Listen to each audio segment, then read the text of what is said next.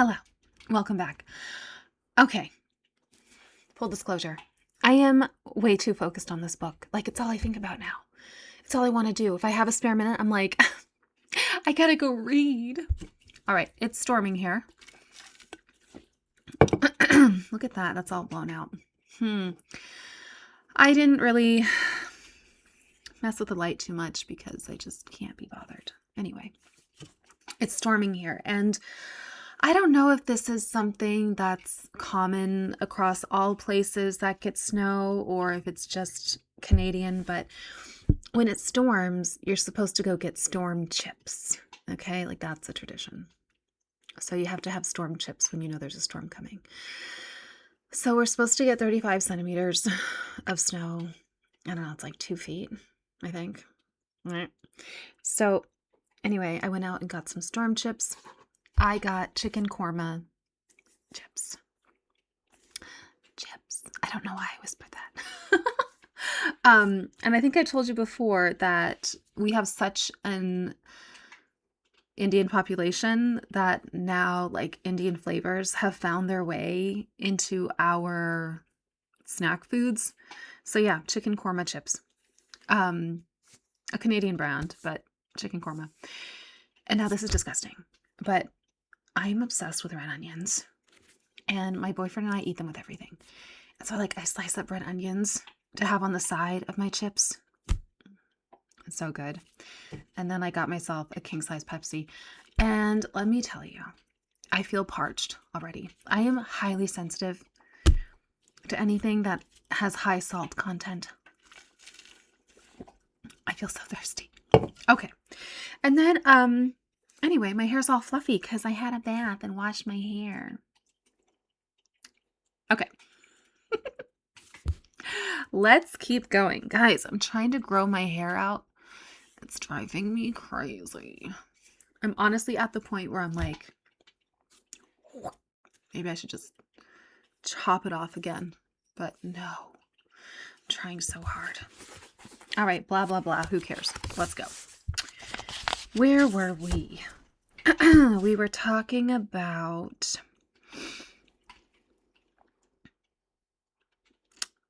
So one of the staff was saying that she's taking like amphetamines.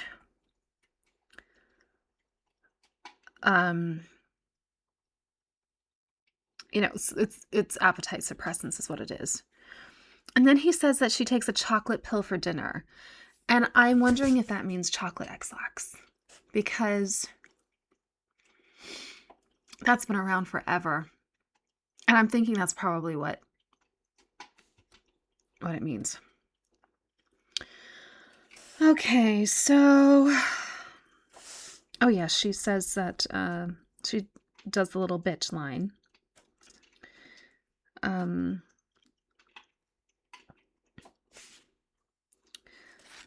Okay, and then Philip says that Canada's a good investment. Okay, yes, that's where we left off. That Canada was a good investment. All right, when the royal couple arrived in Washington, D.C. for their 2-day visit, President Harry S. Truman greeted them at the airport. Such a gesture was unusual for the President of the United States. But Truman was grateful to the fairy princess, as he called Elizabeth, for entertaining his daughter, Margaret, in London. His only child had been received by the royal family at Buckingham Palace, so he reciprocated by welcoming Elizabeth with open arms. When she came down the mobile stairway, he was waiting for her. Ignoring royal protocol, he addressed her affectionately as "my dear," and casually waylaid her at the foot of the airplane for 10 minutes so photographers could take pictures. While she and her husband waited, Truman told jokes. Hundreds of police were milling about, recalled John Dean. They told me they were amazed that the princess and the duke traveled with so little protection. I shall never forget the ride we were given to Blair House. For on our high-speed drive, we were escorted by motorcycle police with sirens blaring all the time. Lines of uniformed police surrounded the president and guarded his armor-plated limousine. Jerking his thumb toward the security force, Truman said, "I suppose you haven't got the tradition of nuts that we've got." Knowing that Puerto Rican nationalists had tried to assassinate the president the year before, Elizabeth and Philip appreciated Truman's humor. When he stood with them in a receiving line, he announced they were ready by telling his aide, "Bring in the customers." The royal couple's smiling faces appeared in the next day's newspapers, and the president sent the photographs to the king. In his handwritten letter, Truman pronounced the trip a resounding success. "We've just had a visit from a lovely young lady and her personable husband," wrote the president. "They went to the hearts of all the citizens of the United States. As one father to another, we can be very proud of our daughters. You have the better of me because you have two." That's really lovely. It's I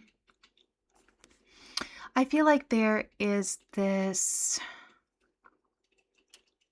fashion right now to assume that women were never respected or admired, and that fathers didn't care about their daughters, and that every husband beat his wife.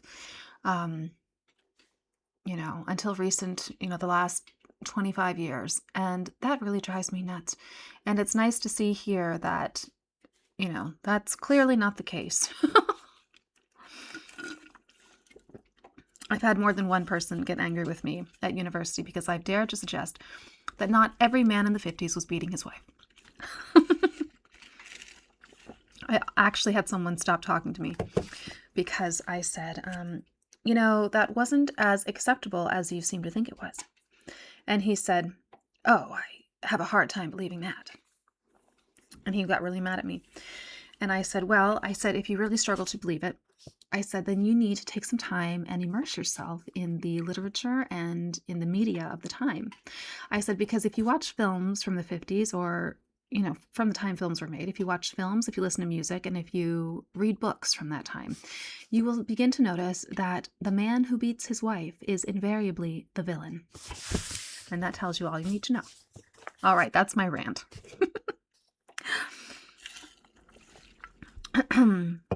The king responded to the expression of paternal love by sending a cable from Buckingham Palace. "The Queen and I would like you to know how touched we are to hear of the friendly welcome given to our daughter and son-in-law in Washington. Our thoughts go back to our own visit in 1939, of which we have such happy memories. We are so grateful to you, Mr. President, for your kindness and hospitality to our children." Well, that is lovely. Isn't that lovely? That's just two sets of parents who really love their children. And, I gave the Queen Mother a hard time and said that she was I didn't say she was an absent parent. I said she was a little passive.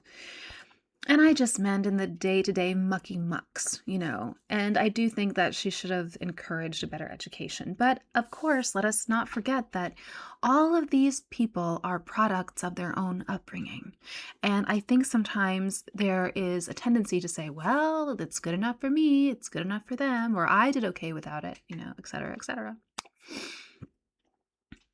Okay. With the White House under renovation, Bess Truman tried to spruce up Blair House across the street. She had removed all the air conditioners, as the royal couple had requested, and although surprised by their desire for separate bedrooms, she prepared a suite for Princess Elizabeth and moved in the blue damask four-poster canopy bed that the Trumans shared. The First Lady also hung flowered curtains from the presidential bedroom in the princess's guest room and prepared an adjoining green suite for Prince Philip. "We brought in a small oriental rug with a table and a few books to make it more cozy," recalled White House usher J.B. West. But the princess still had to use the concrete bathtub. The princess's maid and dresser, Bobo MacDonald, inspected everything before Her Royal Highness arrived and declared the accommodation satisfactory. "Why, it's just like her bedroom at Windsor Castle," she said. Elizabeth never complained about her accommodations on foreign visits. She left that to her husband. Oh dear. On a subsequent visit to Washington, the royal couple again stayed in Blair House and were awakened throughout the night by the comings and goings of Secret Service agents. The next morning, Philip objected to the U.S. Chief of Protocol, Henry Cato. Cato? "I say, Cato, do you employ professional door slammers in this house?" Duly chastised, Cato immediately ordered all the door jambs to be lined with felt. That is wild. Oh. Is that better? I don't know. Okay. The president's elderly mother, who was bedridden on the top floor of Blair House, was looking forward to meeting the royal couple. "She'll kill me if she doesn't get to say hello to you," Truman told the princess. So Elizabeth and Philip followed the president up 6 flights of stairs. "Mother," bellowed Truman, "I've brought Princess Elizabeth to see you." Infirm and almost deaf at the age of 98, Martha Truman had learned that Winston Churchill had been returned as Prime Minister on October 25, 1951. So she was primed for the royal introduction. The little old woman beamed. "I'm so glad your father's been re-elected," she said.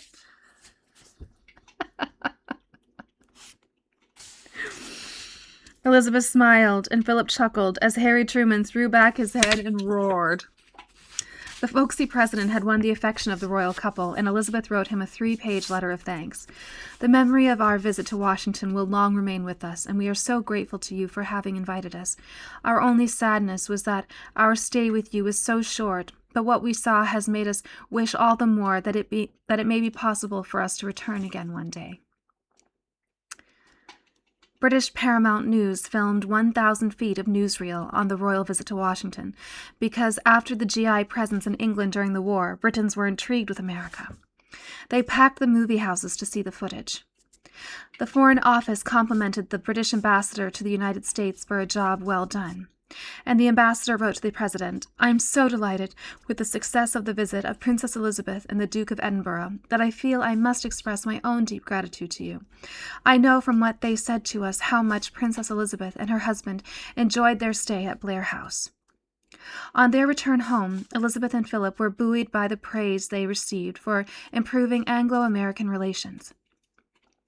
The king and queen met them at Victoria Station with Prince Charles, who timidly approached his parents as if they were strangers. The photograph of Princess Elizabeth greeting her 3-year-old son with a pat on the back would haunt her years later, when the young boy grew up and, citing the picture, criticized her for being a cold and distant mother. The king, who had undergone 3 operations in 3 years, said he felt so much better that he wanted to reinstate his visit to Australia and New Zealand. "An operation is not an illness," he said, "and a sea voyage would be beneficial." His doctors adamantly refused, so once again Elizabeth and Philip were pressed into service. The king received tentative permission from his doctors to plan a therapeutic cruise to South Africa in the spring, and the departure date was set for the next March. The country rejoiced over the king's recovery. By then he was esteemed to the point of tenderness, recalled writer Rebecca West. A national day of Thanksgiving was declared for December 9, 1951. Church bells pealed, the Commonwealth thanked God, and the king knighted his doctors. 5 days later, he celebrated his 56th birthday at Buckingham Palace. Preparing for the rigorous 5-month trip ahead, Elizabeth asked that a rest stop be added to the itinerary so she could see the wild animal reserves of what was then called Kenya Colony. She and Philip wanted to see the Sagana Royal Lodge at Nyeri, which had been their wedding present from the people of East Africa. There is something in my eyeball. Probably an eyelash. But this is driving me nuts. Okay. Oh, it is right there. Okay. The royal couple left London by plane on January 31, 1952, with a small traveling party. The king and queen and Princess Margaret went by the airport to say goodbye. Hold on, I gotta deal with this. 1 second. Okay. Aboard the blue and silver royal aircraft, the king turned to Bobo MacDonald, his daughter's personal dresser. "Look after the princess for me, Bobo," he said. "I hope the tour is not going to be too tiring for you." He disembarked and stood at the bottom of the steps, hatless and haggard. Newsreel cameras captured him in an overcoat, standing in the bitingly cold wind. He waved to his daughter and watched the plane until it became a speck in the sky. He never saw her again. 5 days later at Sandringham, in the early hours of February 6, 1952, he suffered a coronary thrombosis and died in his sleep. That morning, as the Queen was drinking her tea, Sir Harold Campbell came to her room to tell her that the king was gone. She hurried to her husband's chamber, walked to his bed, and kissed his forehead for the last time. She issued instructions for a vigil to be kept at his open door. The king must not be left alone, she said, and Lilibet must be informed. Quickly she amended her sentence. The queen must be informed. The equerry backed out of the room to relay the awful news to the young woman, who had departed England a princess and would be returning as queen. Campbell did not reach the royal party because a tropical storm had knocked out the telephone lines in Kenya. So he contacted Reuters, which he deemed the most responsible news service, and asked that the message be conveyed to the royal party. Elizabeth and Philip had spent the night at Treetops, the remote observation post in the African jungle, where they watched animals gather at a salt lick in the shadow of Mount Kenya. At dawn, the exhausted couple returned to the Sagana Royal Lodge to sleep for a few hours. A Reuters reporter received the news flash from London and located the Queen's private secretary, Martin Charteris.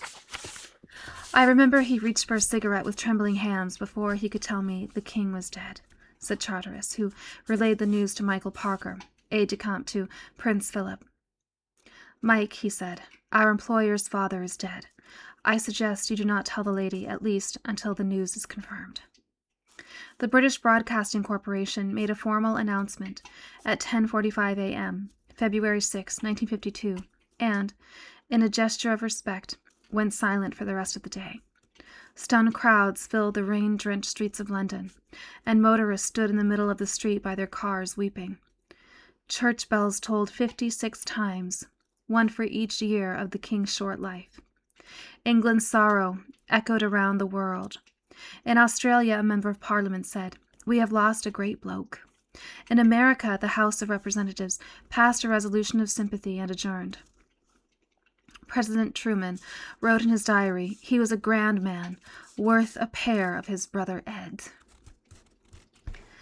That brother, the Duke of Windsor, received the news in New York City, where he and the Duchess were staying at the Waldorf Astoria.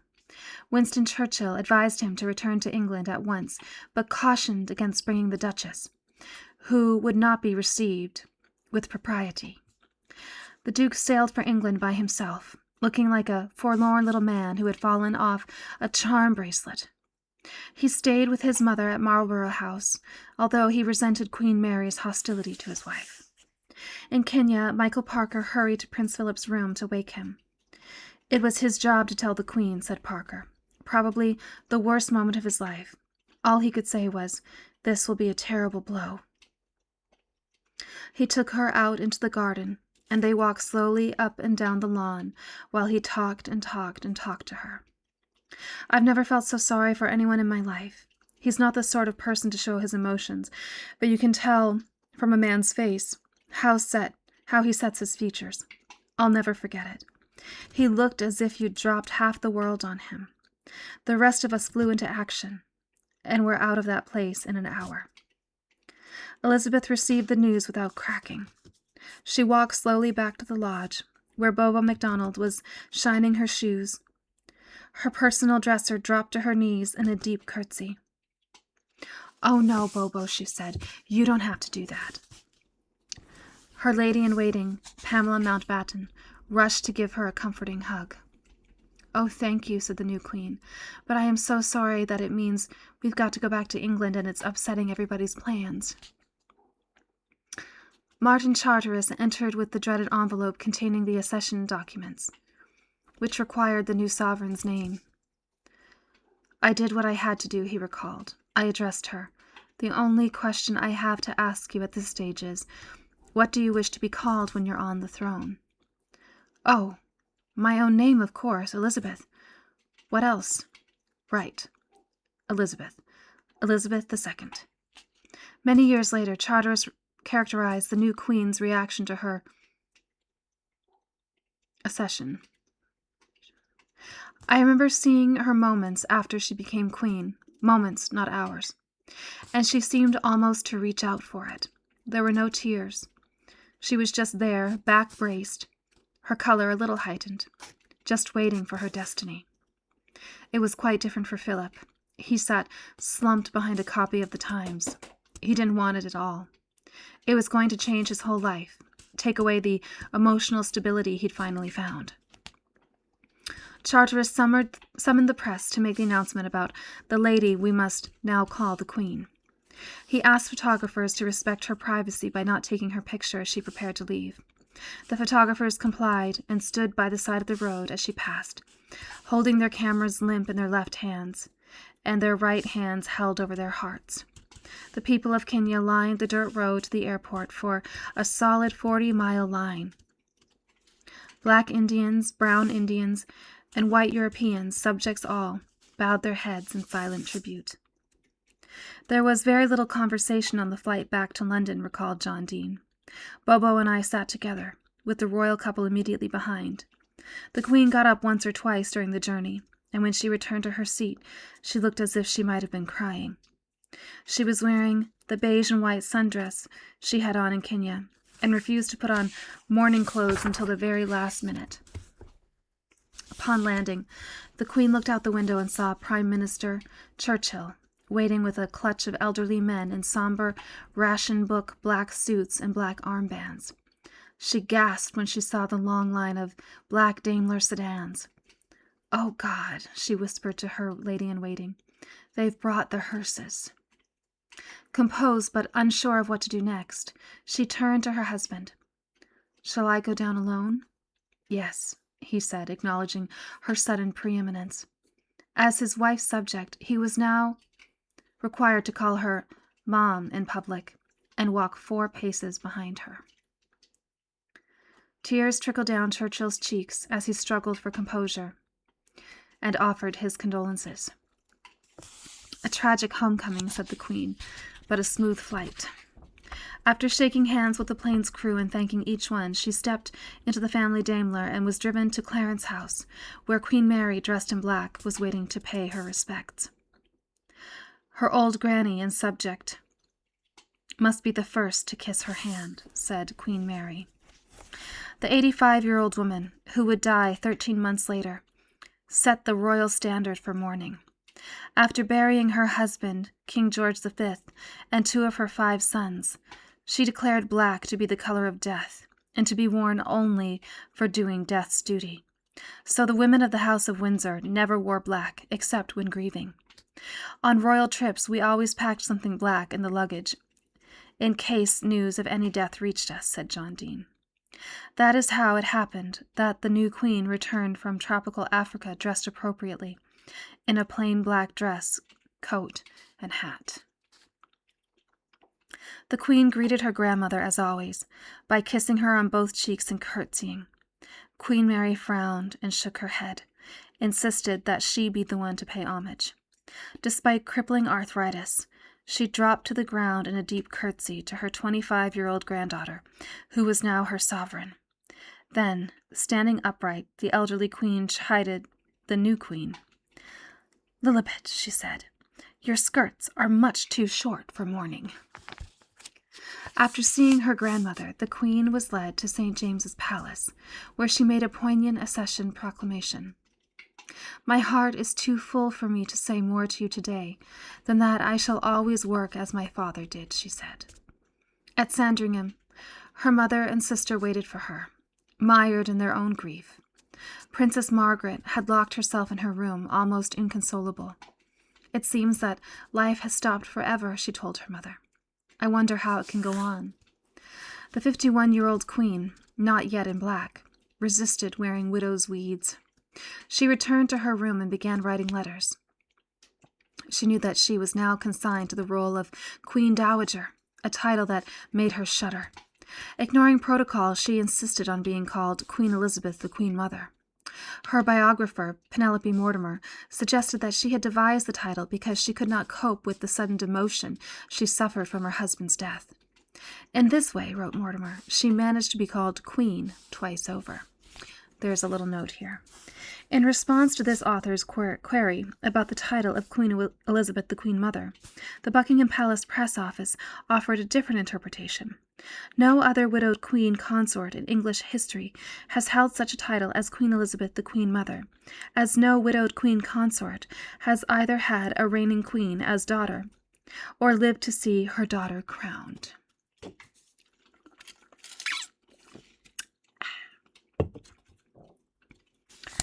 Almost forgotten inside the big hushed house at Sandringham was the king's 3-year-old grandson, Charles, who was playing by himself, sliding a green toy crocodile up and down the great mahogany staircase. "What happened, Nanny? What happened?" he asked his nurse, Helen Lightbody. "Grandpa's gone to sleep forever," she said, bowing to the bewildered little boy, who was now Duke of Cornwall, Duke of Rothesay, Earl of Carrick, Baron of Renfrew, Lord of the Isles, and Great Steward of Scotland. As heir apparent, he now outranked his father. Nanny took her royal charge by the hand and led him to bed for his nap. Upstairs, the king's body was moved from his bedroom to the small family church of St. Mary Magdalene, where it was guarded around the clock by his estate workers, who wore the same green tweed knickerbocker suits they wore when hunting with their king. They laid his royal purple standard over the coffin they had built that morning with Sandringham oak. Next to it they placed a white wreath from Winston Churchill. In his own hand, the Prime Minister had written, "For Valor." The Queen's flowers for her father arrived soon after, and were placed on top of the coffin with her card, to darling Papa, from your sorrowing Lilibet." When she curtsied to her father's body at the funeral, it was the last curtsy she ever made. Oh, this is so touching. You know, there was recently on, I saw it on the reels on YouTube, this little reel of Queen Elizabeth seeing home movies of her and her sister and her father when they were children. Oh my gosh. Her face, the way it lit up, and she was like a little girl again. You could see that when she saw her father, the years just dropped away and she was that child again. And it was so heartwarming. Oh my goodness. I remember when I first left home and I was quite a ways away from my parents, and they had dropped me off and they were, leaving. And it was like a 12-hour drive. And I cried as they were backing out of the driveway and driving, out of sight down the street. And I remember the family that I was living with, the mother came and she put her arm around me and she said, "I'm going to tell you something."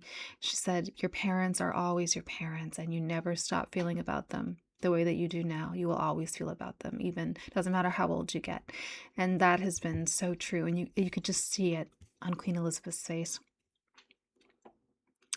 Historians assess the king as an important symbolic leader for the British during World War II, but they noted that his reign marked the end of the British Empire.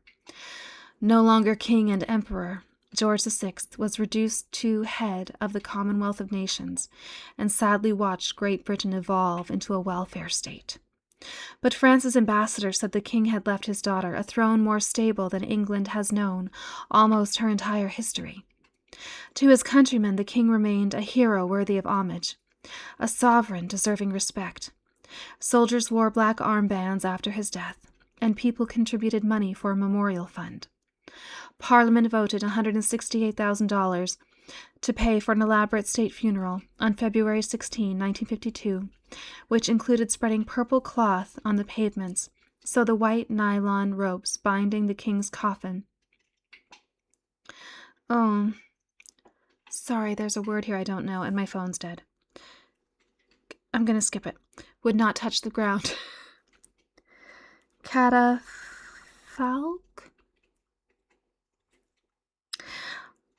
On that day, 2 minutes of absolute silence were observed in memory of the monarch. A man who defiantly slapped his feet on the street was arrested for insulting behavior. Crowds of angry Britons mobbed him as he fled to safety in a policeman's arms. In court that afternoon, he was fined $2.80 for breaking the king's silence. From the moment she stepped off the plane in London, the new queen was engulfed by courtiers and advisers and equerries, all urgently directing her on her father's formal lying-in state at Westminster Hall, his burial in St. George's Chapel at Windsor Castle, and the long period of national mourning. She was briefed on the protocol for entertaining prime ministers and high commissioners of Commonwealth countries attending the funeral, and greeting the 7 sovereigns from other countries, including her uncle David, the Duke of Windsor, who posed a ticklish problem. He wanted to discuss continuing the $70,000 a year allowance he had been receiving from her father since 1936. Because those personal funds were now hers, she had to decide whether to keep paying him. The Duke's lawyer argued that the money was a lifetime pension and his brother's compensation to the Duke for renouncing his inheritance. The Duke knew the new Queen would discuss the allowance with her mother and Queen Mary. "It's hell to be even that much dependent on these ice-veined bitches," he wrote to the Duchess from London. "I'm afraid they've got the fine excuse of national economy if they want to use it." They didn't need it. The Queen Mother said the Duke already had millions of his own, which the Duchess simply squandered on fripperies like satin pillows for her dogs and Diorissimo perfume, which she sprayed on her flowers to give them added fragrance. What? Are you kidding me? Can you imagine such a thing? Spraying perfume on flowers?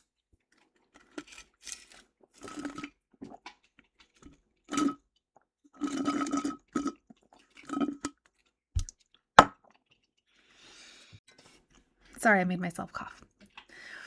Spraying perfume on flowers is wild business. That is the most ridiculous thing I've ever heard of.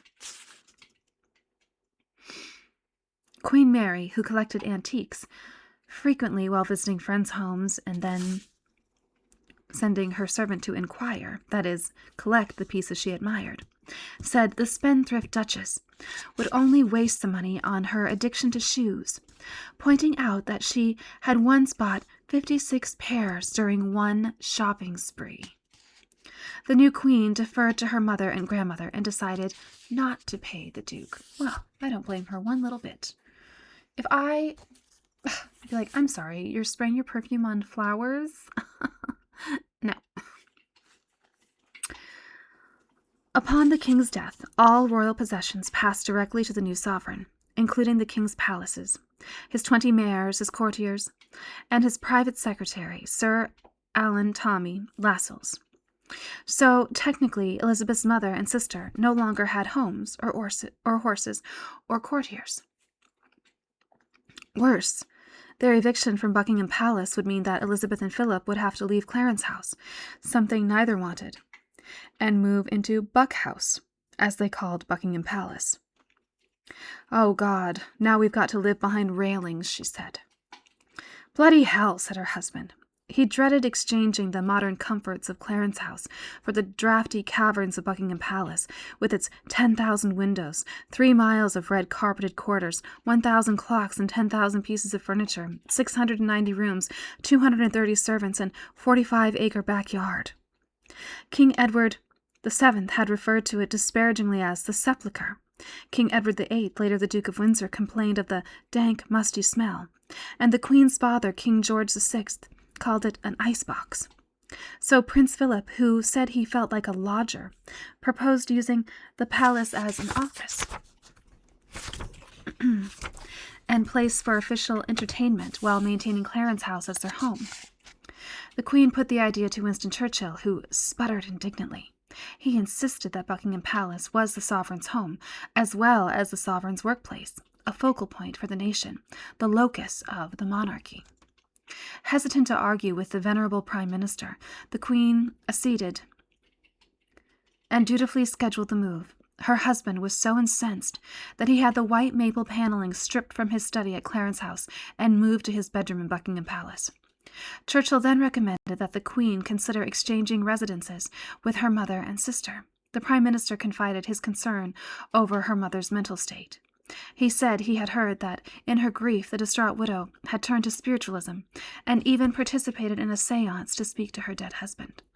Churchill was so disturbed by the notion of the Queen Mother spirit-rapping with ghosts that he traveled to Sandringham to persuade her to come out of retirement. He said that the government needed her now more than ever, and more than when her husband was alive. He offered to ease her return to public life by making Clarence House her London home. The Queen Mother had always thought highly of the bright comfort in which her daughter and son-in-law lived at the modernized Clarence House, said John Dean, and even envied it. But when it was suggested that she should take over Clarence House, she seemed reluctant to leave the palace. This was very understandable, for her large suite there was rich with memories of a beloved husband. The Queen Mother told Churchill that she did not like the color scheme at Clarence House. He offered to change it. Then she said she could not bear to leave her bedroom in Buckingham Palace because the marble fireplace there had been a personal gift from the king. Churchill offered to move the fireplace to Clarence House. Still, she resisted, saying she couldn't afford to live in such luxury any more. Churchill said that her presence was so vital to the monarchy that the government planned to allocate $220,000 to refurbish the mansion for her, and to provide a yearly allowance of $360,000, plus a staff of 15. She was also given 2 other places, Royal Lodge, an elegant Gothic house in Great Windsor Park near Windsor Castle, and Birkall in Scotland. In addition, she purchased the Castle of May, surrounded by 25 acres of heather in Scotland. Still, she hesitated accepting Churchill's offer. "I was going to throw in Big Ben," he said later, but she yielded in time. And the new queen agreed to everything. She sympathized with her mother's 16 years of royal prerogatives suddenly yanked, the crown jewels, the palaces, the servants, the title. What the queen did not realize was how much her mother missed sharing the power of the throne. The queen understood better as soon as she saw the letter the Queen Mother wrote to her friend, Lady Airlie. "Oh, Mabel, if only you knew how hard it has been, how I have struggled with myself. All through the years the king always told me everything first. I do so miss that." The queen quickly ordered a new red leather dispatch box to be emblazoned in gold with the words, H.M. Queen Elizabeth, the Queen Mother. But the queen did not extend this extraordinary privilege to her husband. In fact, she denied Philip the honor of sharing the red dispatch boxes that contained the confidential documents of government sent for royal approval.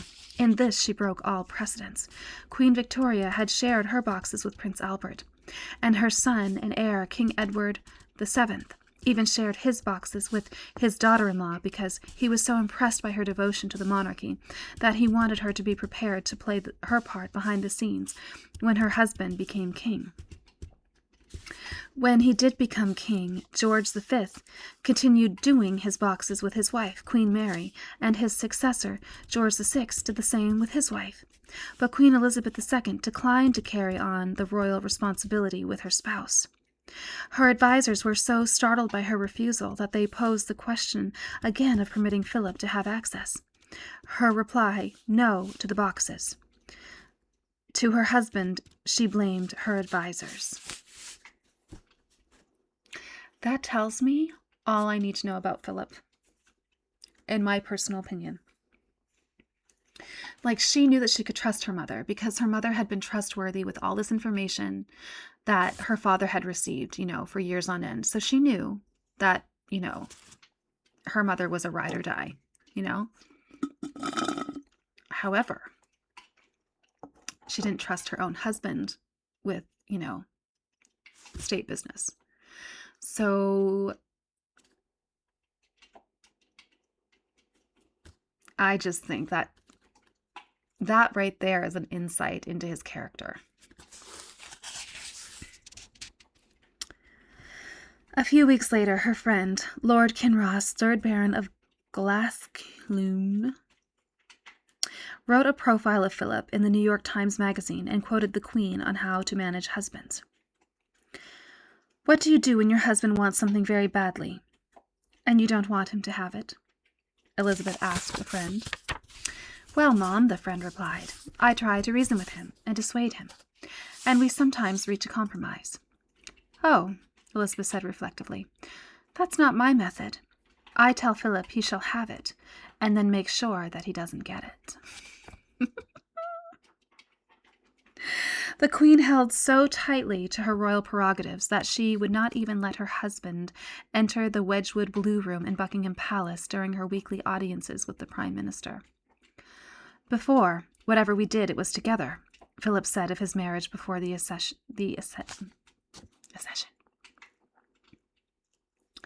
I suppose I naturally filled the principal position. No longer. The strong, dominant, take-charge husband was suddenly unmanned. He was no longer on an equal footing with his wife. Constitutionally, he had no status, except what he received from the Queen. I remember attending a dinner for only 10 people, said Evelyn Prebensen, the daughter of the Dean of the Diplomatic Corps. And even then, poor Philip could not sit down if the Queen was still standing. She was very much the monarch in the early years and insisted on her royal prerogatives. If Philip came into the room after she did, he had to bow to her and say, "I'm sorry, Your Majesty." His friends watched helplessly as Philip sank into depression after Elizabeth's accession.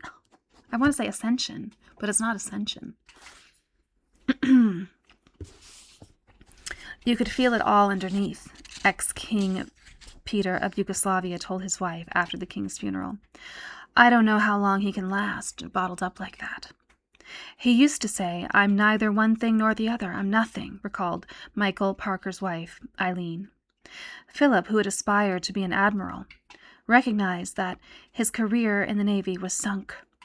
He locked himself in his room and spent hours shut away by himself, confiding only in his eldest sister, Margarita. "You can imagine what's going to happen now," he said with foreboding. The day after the king's funeral, the Mountbattens entertained their German relatives at Broadlands, where Uncle Dickie boasted that the House of Windsor no longer reigned. With a champagne flute in hand, he boasted a toast to the new House of Mountbatten. He boasted that the blood of Battenberg had risen from obscurity on the banks of the Rhine to the highest throne on earth.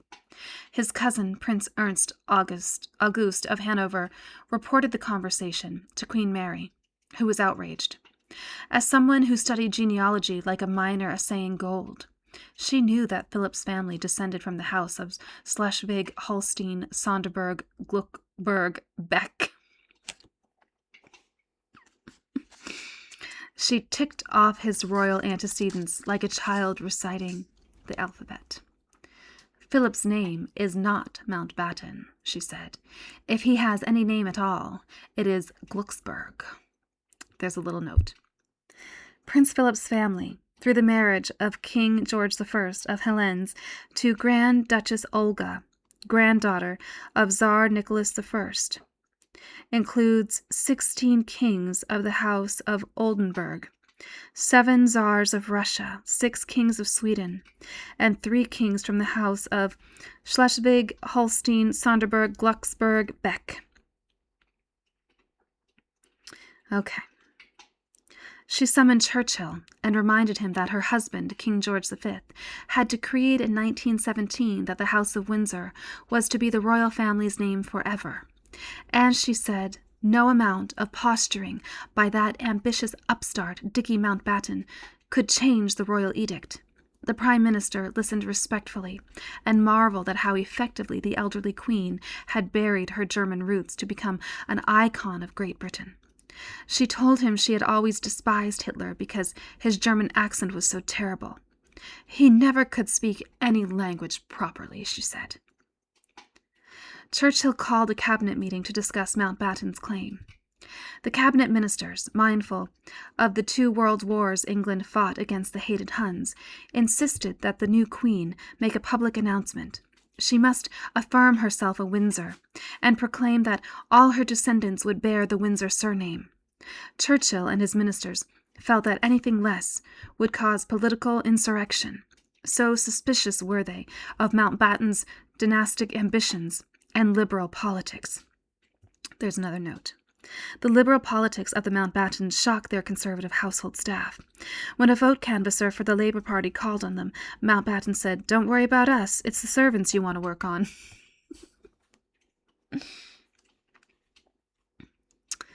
Okay. The Queen was duly informed. Churchill told her that the feeling of the government, reinforced by public opinion, was that Her Majesty should drop the Mountbatten name and reign under your father's name of Windsor. Philip argued strenuously for the House of Mountbatten and Windsor, and, failing that, pleaded for the House of Windsor and Edinburgh. But she relied on her prime minister and his advisers, which thoroughly humiliated her husband. "I'm just a bloody amoeba," he was heard to cry, "that's all." Many years later, Martin Charteris said, "I've always taken that to mean Philip figured he was just there to deposit semen." The Queen even deprived her husband of that function. Having let it be known the year before that she wanted to have another child, she now changed her mind. But she was angry when she read newspaper reports hinting at her pregnancy. During a meeting with Churchill and members of his cabinet to discuss the name change, she said sharply, "I expect these rumors to stop." The next day, the Prime Minister was quoted as saying, "She may not be pregnant, but she is certainly regnant."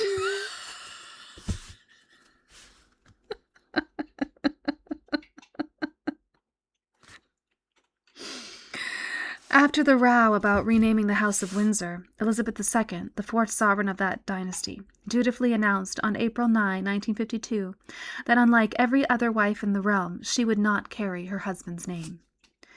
It was very hurting to Prince Philip that the one thing he felt he brought to his marriage, which was his name, was no longer possible, said Patricia, Countess Mountbatten. But Churchill was an old, very experienced man, and Elizabeth was a very young and new queen, and understandably she felt it wasn't her place to stand up to him and say, "I don't want to do this." I mean, I do feel for, what's his name? Philip, because that is, terribly emasculating, no doubt. No doubt. And disappointing. And you would feel, well, what's the use of me? I can't have a job. The job that I loved is gone. My children won't even have my name. So what am I? What am I as a man? How does he define himself now? Because in all of these ways that men can define themselves at that time, he has been stripped of. And he's kind of been relegated to the role of house husband. And for a man who is very active, that would be impossible to be happy. And, on the one hand, I said it tells me all I need to know about Philip's character. But, he did say up until this point, it's been us together, doing everything together. And I don't know if maybe Elizabeth was overcompensating a little bit. There's this interesting phenomena that sometimes happens when you suddenly gain authority and you struggle with how to wield it. And you can be heavy-handed at first. You can almost see this in, now this is a very prosaic example, but you can almost see this in the difference between parents and grandparents.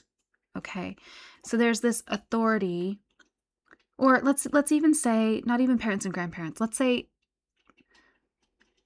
the parents of a child who is their firstborn versus the parents of a child that is born 10 years later. Okay, and you'll often say,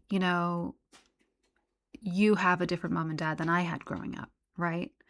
Because in your first experience of being the disciplinarian, of being the rule setter, of being this, being that, you are heavier handed. And then once you get all this experience, you mellow and you learn, okay, this isn't necessary. You let some things go, right? Because you just learn. And it's like that across the board in a lot of things, like people in management, a lot of different things. So, I can see that maybe she was trying to set a precedent. Maybe she was trying to prove that she had enough intelligence without Philip. Maybe she was mad at him for something. Who knows? Maybe she was trying to prove herself. I don't know. So all that to say, maybe it does speak to Philip's character that she wouldn't let him be involved with the red boxes, but let her mother. Maybe it doesn't speak to his character. But for sure, she didn't think about his masculinity. And she didn't think about what was he going to do. what was his job now? And it seems like it kind of set him adrift. And I think that's very hard to handle. Like, if a man who is an active man and takes pride in his work suddenly feels like he has no purpose, that is going to take a heavy toll on a marriage. Because I know, like, one thing, just from my own relationship, and it's mutual, but a man wants to feel respected. Not that he's better or he's higher, but he wants to feel that, you can love someone and not respect them. And I think that respect does a lot for a man's ego. And I don't mean this in a negative sense. Like I said, it is mutual. But I think it means a lot to a man, like, in a different way than it does sometimes to a woman. So Elizabeth gets all this respect naturally just by virtue of her role and who she is. And then Philip is suddenly just, who is he? He probably felt completely castrated. Anyway, I'm just yapping. Okay, what else? Meet. Okay, Philip's position was uncomfortable. When a man ascends to the throne and becomes king, his wife automatically becomes his queen consort and is crowned with him. Not so when a woman ascends and becomes queen. There were no rules defining the position of her husband. The husband of Mary, Queen of Scots, became king consort, as did the husband of Mary I. Victoria honored her husband with the title Prince Consort. Elizabeth declined to do the same for Philip. Why? That's what I want to know. I'm so cynical, I'm like, he was probably cheating, and she knew, so she's like, no, you don't get it. But I don't know. That's what I would do. She tried to mollify her husband by elevating his position within the realm. She declared that His Royal Highness, Philip, Duke of Edinburgh, henceforth and on all occasions shall have, hold, and enjoy place, preeminence, and precedence next to Her Majesty. This declaration of rank put Philip ahead of everyone in the kingdom, including someone who had once been including someone who had once been king, the Duke of Windsor, and someone who would become king one day, Prince Charles. The Queen then promoted her husband from lieutenant to admiral, which entitled him to wear the uniform and receive full honors as admiral of the Royal Navy. There's a little note. When Mountbatten was promoted to Admiral of the Fleet, he arrived at Buckingham Palace to be greeted by Prince Philip, also wearing the same uniform. Someone asked, "Who salutes whom when you two meet as Admirals of the Fleet?" Philip said, "We salute each other, but only one of us means it." I wonder which one. I bet it was Philip. She also elevated him to the highest rank in each of the other military services, making him... Timothy, where are you? I can't even see him, but I can hear him gnawing on something. Who would know? She also elevated him to the highest rank in each of the other military services, making him Field Marshal of the Army, Marshal of the Royal Air Force, and Captain General of the Royal Marines. Despite these honors, sudden and unearned, Philip had no authority. He was only background music for the melody. During the painful adjustment to his wife's accession, he learned what his father-in-law, King George VI, had meant when he said, "Being a consort is much more difficult than being a sovereign. It's perhaps the most difficult job in the world." Days after moving from Clarence House to Buckingham Palace, Philip had an attack of jaundice, a liver disease, his friends attributed to stress and depression. Engorged with bile, he was confined to bed for 3 weeks. His valet, John Dean, served him his meals, all boiled and bland, and the Queen visited him 3 times a day. The Duke's complexion went a sickly yellow, and he was very disgusted and depressed when told what he had got, said his valet. "I paid great attention to him all the time he was ill, doing my utmost to meet his every wish because I felt so sorry for him in that gloomy room." Prince Philip recovered his health gradually, but continued to feel diminished in his marriage. A few months later, he rallied for the coronation because his wife had put him in charge of the ceremony. But the bleakness of being the Queen's consort nearly capsized him. People forget what it was like when the Queen was 26, and I was 30, when she succeeded to the throne, he told the writer Fiammetta Rocco. Well, that's when things started. Oh my. Okay, we've been 54 minutes. 55. Let's see how long. These chapters are long. They take about an hour to get through.